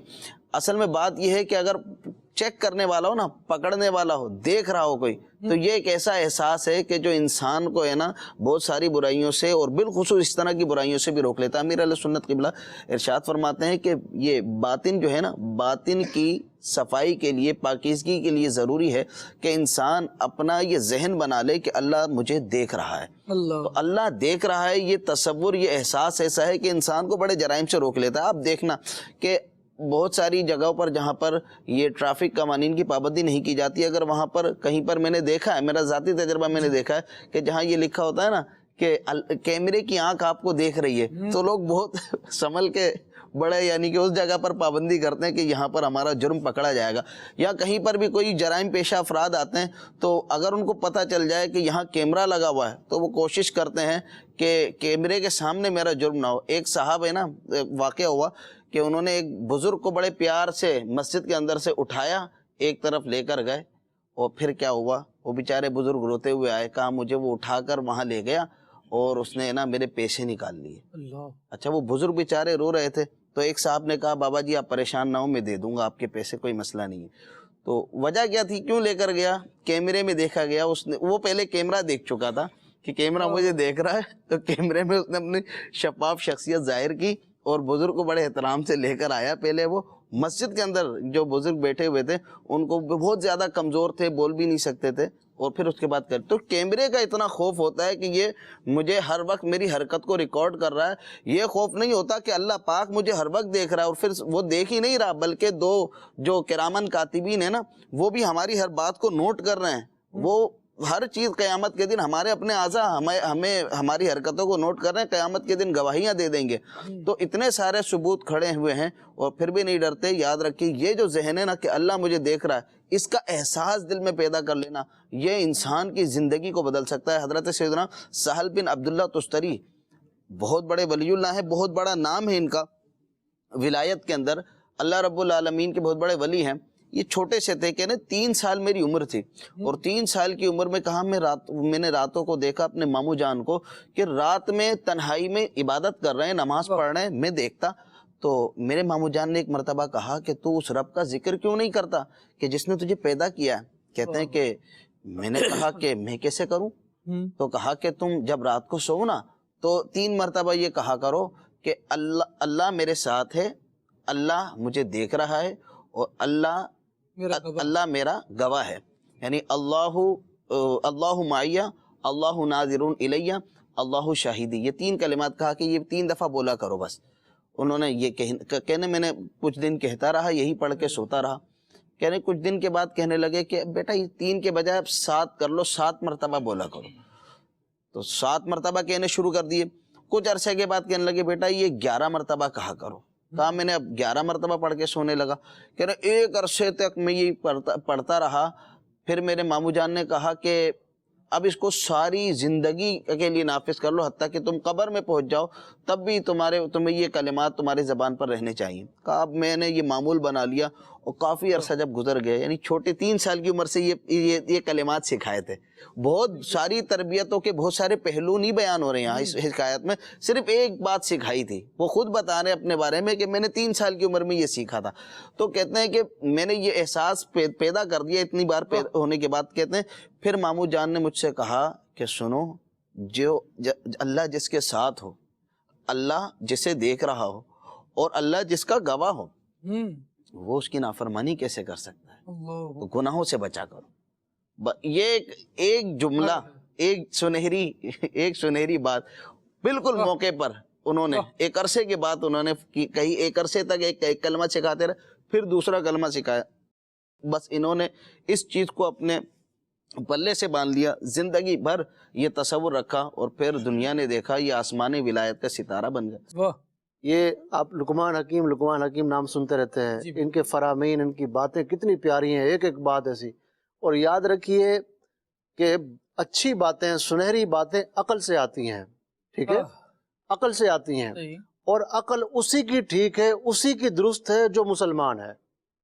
کیونکہ وہ عقل ہی کس کام کی جس میں اللہ اور اس کے رسول کی ذات ہی سمجھ نہ آئے.